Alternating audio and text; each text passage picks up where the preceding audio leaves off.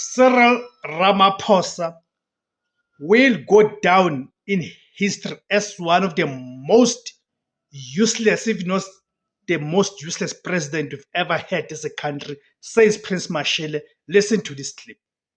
Cyril Ramaphosa will go down in history as one of the most useless presidents we have had after 1994. And I don't mince my words, useless. The Zuma will go down in this as the most criminal. But let's park that. We've dealt with Zuma many times. A president is client number one of our intelligence services. Absolutely. They report to the president. Yeah. The president is supposed to get briefings, intelligence briefings, every single day in the morning. Before he begins his activities, he is supposed to be told what is happening in the country. So there is absolutely nothing that Mkhwanazi knows that Cyril Ramaphosa does not know. Such an important point, actually. So this idea that there must be a commission of inquiry to investigate as if the president does not know what is happening is absolute nonsense. In fact, he is insulting our intelligence as a society. He knows. He even knows more than what Mkhwanazi knows. So there is absolutely nothing for him to find out. He knows Mkhunu is in the pockets of criminals. He knows that. But he cannot act sternly against Mkhunu. Why? Because he and Mkhunu are partners in crime. Let me explain what I'm talking about. When he became president of the ANC in 2017, Mkhunu was the chief campaigner of CR17 in KwaZulu-Natal. Absolutely, and also ran as SG on the slate. Exactly. So all the dirty money that was collected by Cyril Ramaphosa from Bosasa and all manner of dirty money that he went to court to try and protect, the person who was handling that dirty money in KwaZulu-Natal was Mkhunu. So Mkhunu knows a lot about Cyril Ramaphosa's dirty money. Sure. That's why Cyril Ramaphosa will never deal with Mkhunu seriously. So this whole thing, the way he has done it, they actually sat somewhere and say, how do we handle this thing in such a way that I don't injure you? And the deal is very clear to me. I can see it. The nation now knows, they have seen what Mkhwanazi has said. They will never believe us when we say you have done nothing wrong. Yeah. So what do?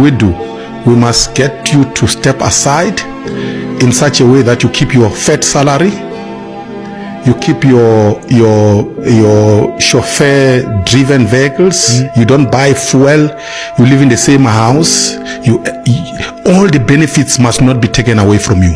That's what he has done. Yeah. This thing called a leave of absence. At the same time, then he goes to appoint an ANC professor. It's an ANC professor, this chap. We know him. Now, this is what is going to happen. When our country is in trouble, infiltrated by criminals, Cyril Ramaphosa, instead of dealing with the criminals, he actually makes us pay more. We pay 2 ministers. We are even going to pay for a commission of inquiry. And 2 deputy ministers. And 2 deputy ministers. So, the summary of the story is this. This is the most expensive way of insulting us. He has used our money as a nation to insult us expensively. That's the gist of it. There's no other way. If you are fooled by Ramaphosa, you are fooled because you choose to be fooled. At this point, yeah. At this point. The last point is this. Einstein said the definition of a fool is someone who does the same thing over and over again, expecting different results. How many commissions of inquiry has the ANC government, even under previous presidents, have been instituted? And where have the actions been? We know the ANC, when they want a problem to disappear, they institute a commission of inquiry in order for the nation's anger to dissipate, and then they move on. This is exactly what Cyril Ramaphosa is doing. He thinks that we are idiots as a nation. Okay, guys.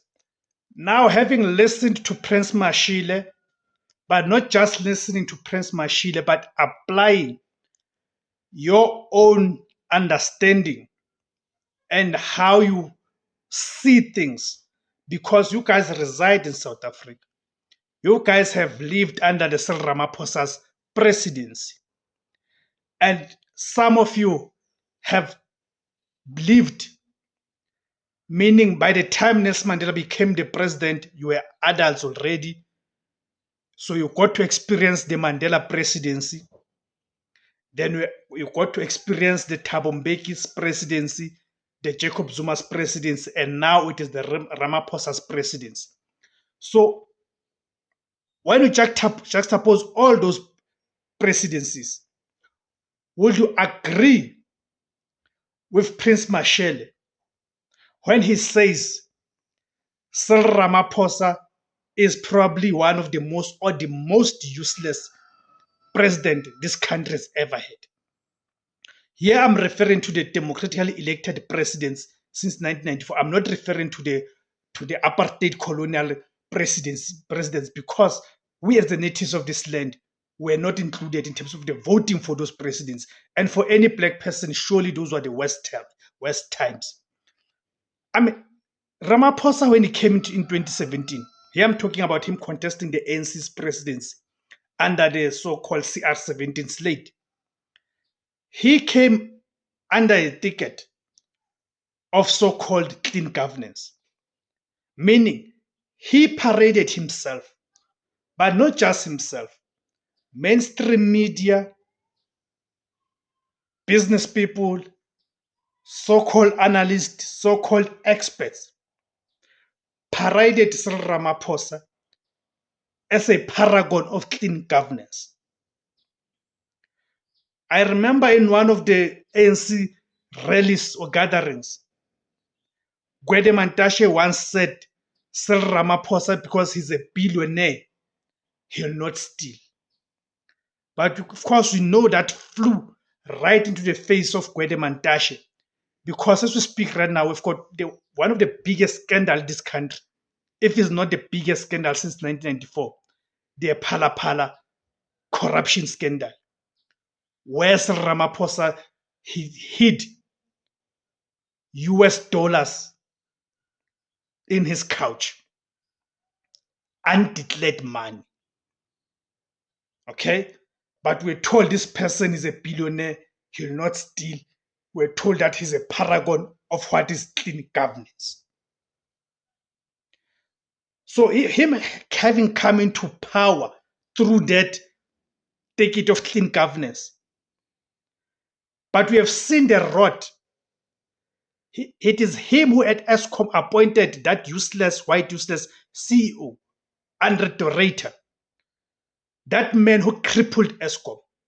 It was under Cyril Ramaphosa's leadership where load shedding became a new normal.